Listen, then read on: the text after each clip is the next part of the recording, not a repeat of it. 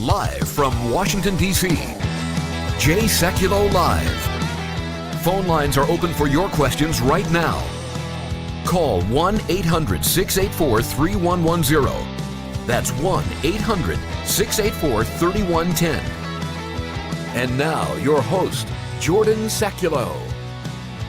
Talking about just Washington, D.C., federal government absurdity. And yes, we are back broadcasting from my home studio. Than is in our office in Washington, D.C., but our radio team could not safely yet again get back into our studio this Friday. But we are live right now for you on Facebook, Periscope, YouTube, Rumble. Share this with your friends and family. Click that share button because then we'll have a broadcast for our radio audience and Sirius XM audience today. This is the live broadcast, so share it with your friends and family. So if they don't usually see the show or listen to the show this way, they will be able to get the most live updated information that we provided on Sekulow. First, let me get to this. Washington just spending and absurdity, and up is down and down is up. The Wuhan Lab, the Wuhan Institute of Virology, which is the one that is widely expected. There's widespread speculation that COVID-19 could have entered the human population due to an accident at that lab. Now, a World Health Organization report came out and said, no, that's not the case. But our intelligence agencies are standing by an April report they put together saying, we're not ready to make that determination yet. And the only American on the World Health Organization's team to go in to this Wuhan lab and clear it is what they did and say that it wasn't responsible is someone who said we should just the direct quote is we should blindly accept the findings. You think he might be on the Chinese payroll? And when you look, in fact, the organization he's with, the research institute he's with, then is on the Chinese payroll, is making money from China. But this is U.S. taxpayer dollars going to fund an institute which may very well be responsible for releasing COVID-19 on the world. So many layers of this to get into here, Jordan. Let's start with this. $600,000 in U.S. taxpayer money went to this lab between 2014 and 2019. And as we sit with the uncertainty that exists on how culpable they were in the release of this virus to the general population. Remember, U.S. officials still say it's inconclusive. There's still great concern that they played a central role in this virus being released into the population. In the midst of that uncertainty, Jordan, the very least you should do is cease authorization of funding going forward. Look, if one day they're exonerated, you can maybe consider releasing future authorizations, although I would tell you in the middle of a pandemic, we're probably a long way away from that being the appropriate course of action. But you're right, this Peter Daszak, the lone U.S. member, the lone American making this recommendation, he says that the United States should just blindly accept the World Health Organization's recommendation on this. I would tell you two things on this, Jordan, very succinctly.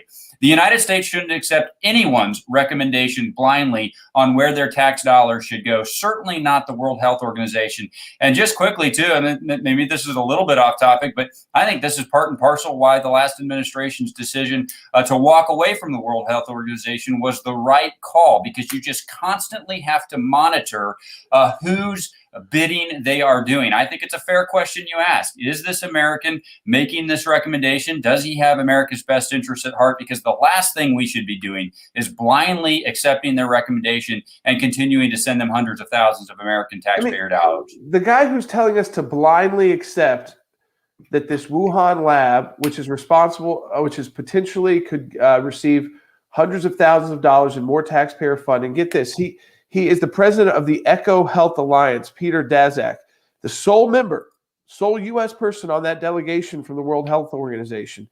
His grant was terminated for his institute by the NIH in April amid criticism over its relationship with the Wuhan Institute for Virology, which does these bat studies and coronavirus studies. So he was actually defunded by the federal government under the Trump administration. So, Than, I think this gets to now the Biden administration's got to make a decision here. Are they going to, they can pull the plug on this funding.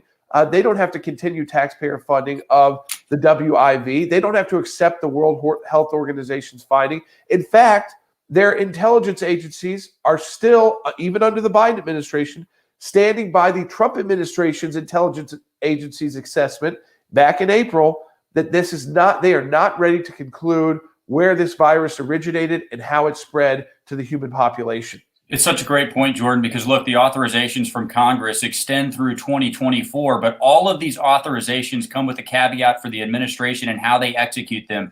And suspending the allocation of those authorizations, of those appropriations because of national security concerns is always on the table. And look, that threshold has been cleared at this point. There is certainly enough inconclusivity about the role of the lab at play here in releasing the virus into the population that suspension should now be made by the Biden administration. And I would take it one step further, Jordan. I know that Democrats control both the House and the Senate, but they still have the power of the purse, and both of those appropriation committees should go, and they should actually remove the ability of the administration to release this authorization. They should take back that appropriation going forward. So I think there's a role for both the legislative branch and the executive branch, but I don't think you can make a case that there's not a national security concern with this appropriation. The Biden administration should suspend it immediately.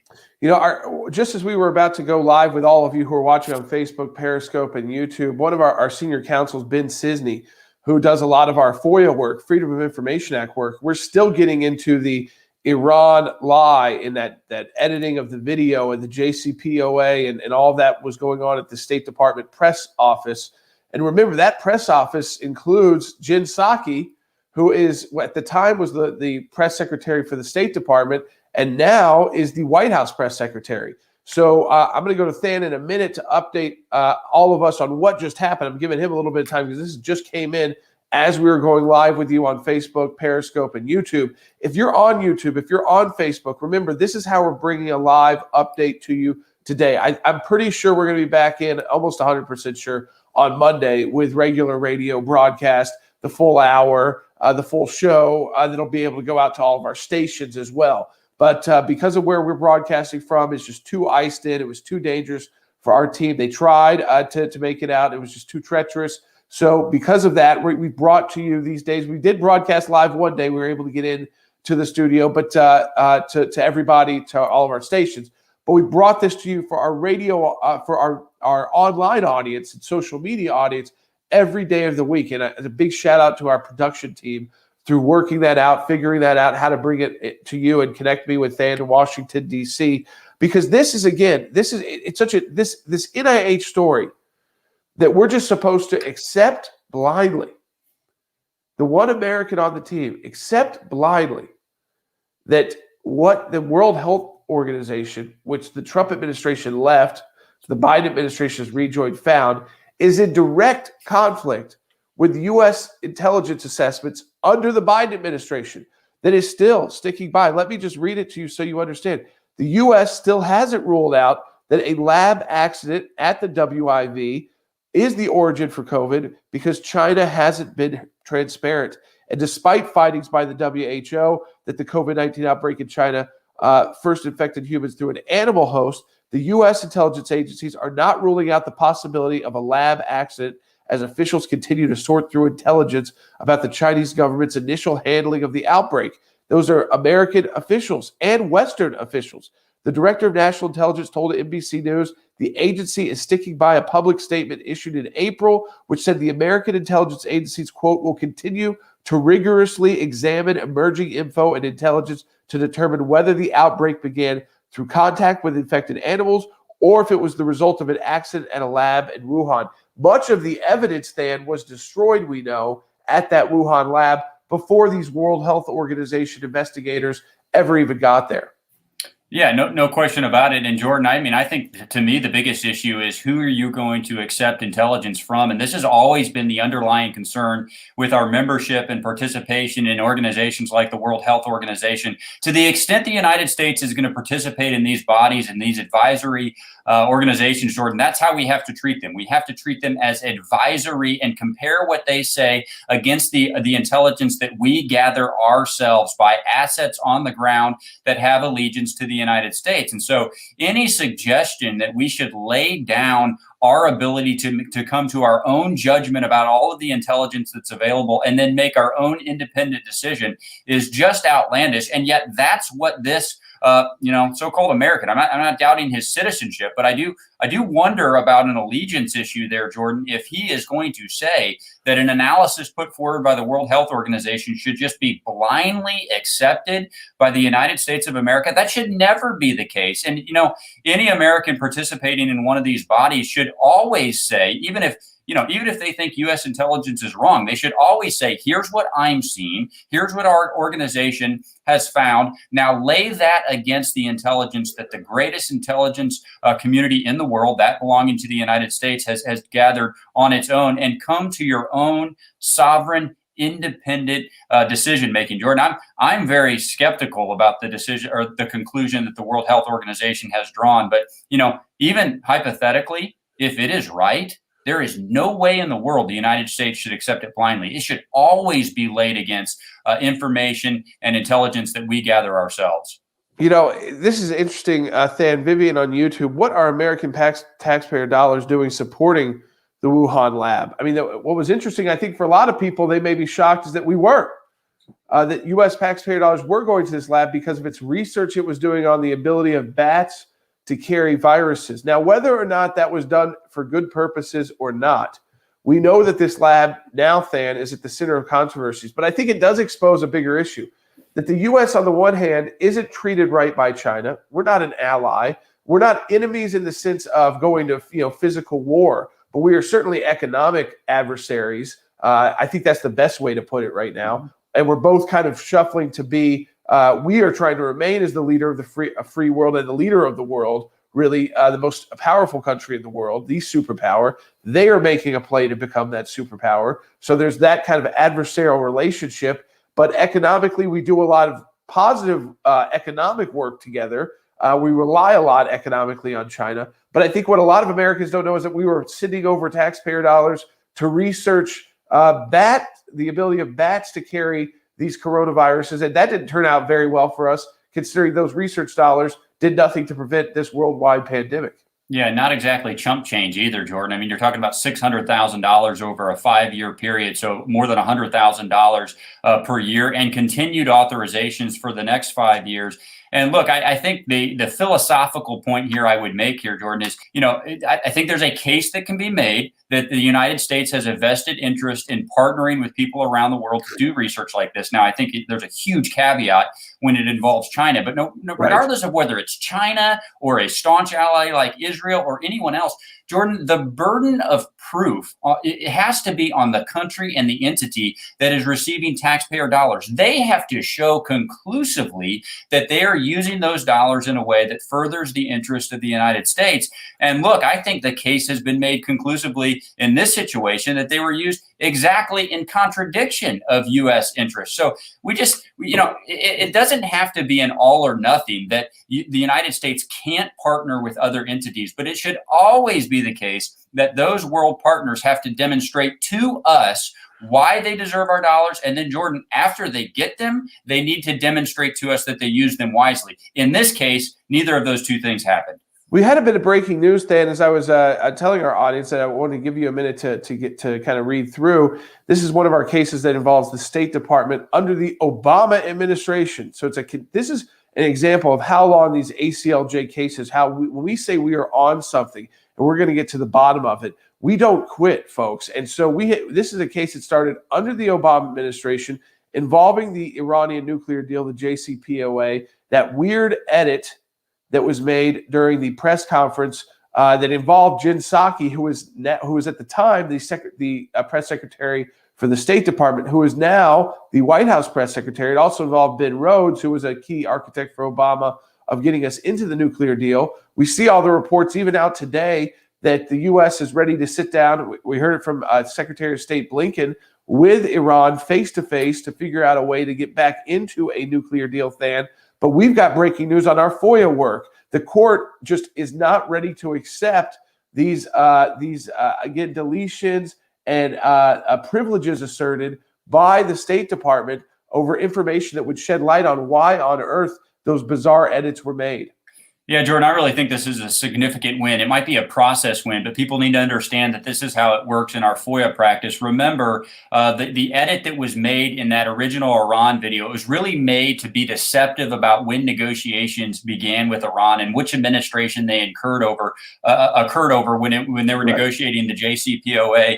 And Jordan, we filed a lawsuit to try to get all of the communications involved in what was in the decision making for making that edit of that video. We got documents back, but a number of them, as is often the case, were heavily redacted. And one of the things that the State Department claimed was a presidential communication privilege, which means, as we're communicating about the deliberations on decision making, that is protected. And so therefore they redacted the documents that we got. We challenged those in court. And what happened today, Jordan, is that the court sided with us. They said, no, we're not just going to accept that privilege blindly. We're going to review those documents, review those redactions in camera, which means, in private, behind closed doors, and make a determination about which redactions have to be removed and which ones have to be provided to us. So, Jordan, your point is well taken. These 10 things take a long time, but I will tell you, it is so relevant today because Jen Psaki is back in power. Ben Rhodes has influence again. Jake Sullivan, one of the architects of the JCPOA, he is back in the administration. We need to know why they made this decision to make this deceptive edit. And this ruling from the court today, Jordan, we're one step closer to finding out. And this is directly an ACLJ case to get this. And the key is there, remember, as Than just mentioned, it was to determine when the negotiations began, because the Obama administration's line was that they didn't really begin these negotiations until there was a more moderate president in Iran. That would be the current president, Rouhani, if you want to call him a moderate for Iranian standards. But that it didn't start under Ahmadinejad, who was certainly a radical. I mean, this is a guy linked to the initial hostage taking of Americans in Iran and in the Iranian Revolution and the hostages there. And he was an extreme radical. And ultimately, what we are trying to shed light on, and that's where we're trying to get to, is whether or not they began these negotiations with Ahmadinejad's administration and regime. Yeah, and if they did, Jordan, it would be in direct contradiction to what they told the American people about when those negotiations began. And it would shed a whole lot of light certainly on what the Obama-Biden administration's goal was. But Jordan, again, I mean, I know I sound like a broken record here, but it's not just President Biden who was there then and is back now. It's basically all of the same architects that are now advising his policy on whether or not the United States should both re-enter the JCPOA, but also, Jordan, all of the surrounding sanctions around that. And quite frankly, I think there are a number of other parties around the world that have now seen the error in the JCPOA are probably more open to reinstituting sanctions. But that's just not going to happen if the United States does not lead the way. We've made this case many times before, whether it's a foreign policy we disagree with or one we agree with. The leadership weight of the United States in the world is very significant. And so the United States is going to have to lead the way if those concerns are going to be heated. And when you have all of the same players in the room,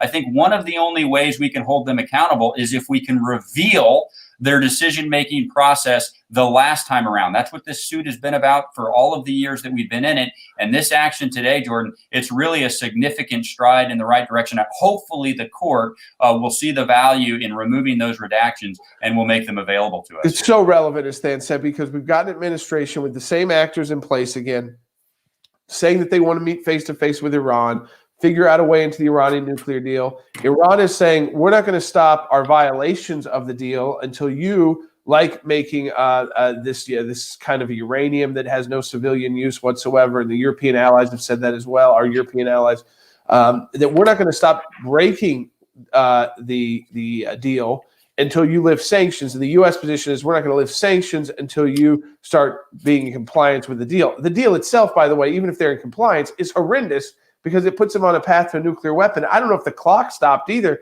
because it's only a 10-year deal. I mean, so, we're talking about now we've gotten into at least six years or so. So what is there, 4 years left possibly on this deal before they're allowed to start enriching potentially uranium at higher levels anyways? There's been no transparency, no inspections. It's horrendous, but again, it's something we've got to follow closely, and we're directly working on at the ACLJ to uncover the truth about the beginning, the origins of the Iranian nuclear deal, what is now known as the JCPOA.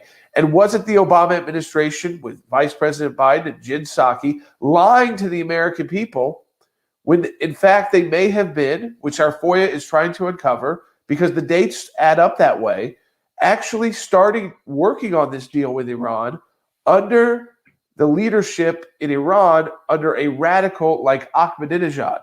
Now, it's not to say Rouhani's not a radical, but Ahmadinejad was on another level. He was like a terrorist leader and has been a terrorist leader. And so such a bad force.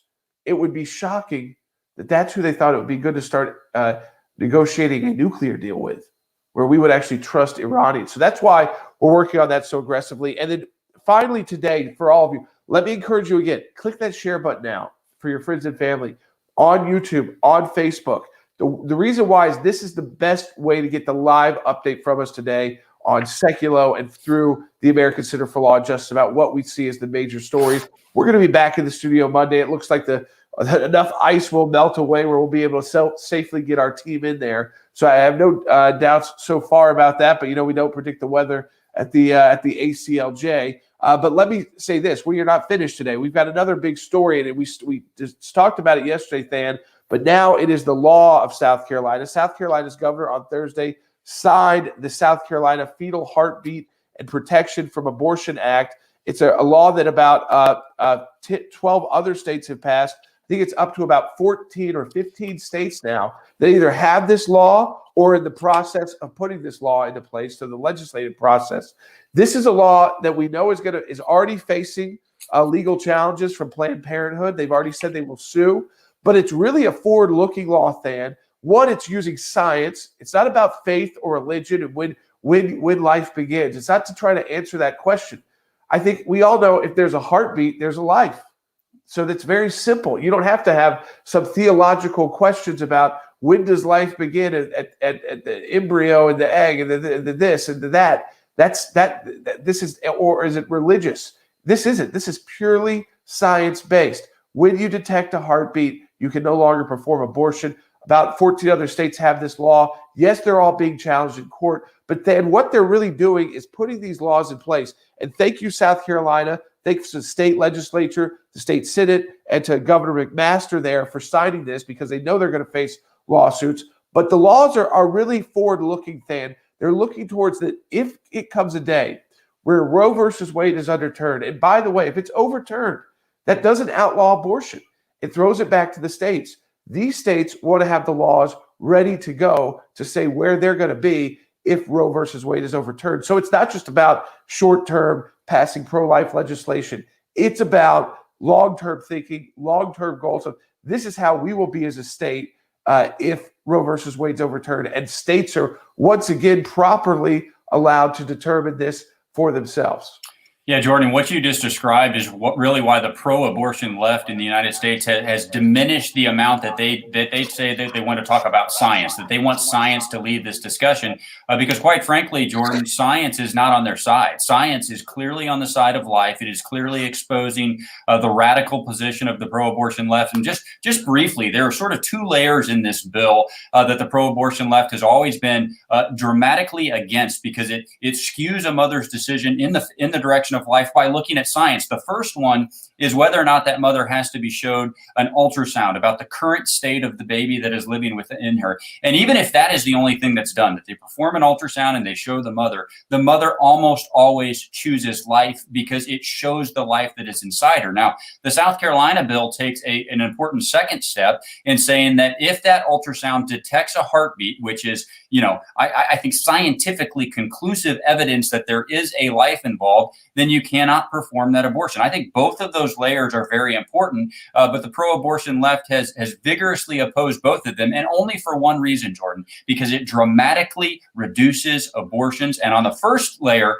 it reduces them on a voluntary level. The mother then realizes that there's a life inside her, and she chooses not to do it. So good on the South Carolina legislature for passing it. Good on Governor McMaster for signing it. And Jordan, it is already being challenged in court. And I will tell you this, that I think these cases ultimately will be at the Supreme Court eventually. But this is a case that's going to go through the Fourth Circuit, and that Fourth Circuit is very narrowly divided now. There are 8 judges that were appointed by a Democrat president, 7 appointed by a Republican president. So these are cases that are going to have to be litigated and litigated aggressively. We're going to be right in the middle of them. But no matter how they shake out and go through the court system, Jordan, it is very important for states to take the lead on this because science is on their side, and it's time for the law to catch up with them. And in the case of South Carolina, that has now happened.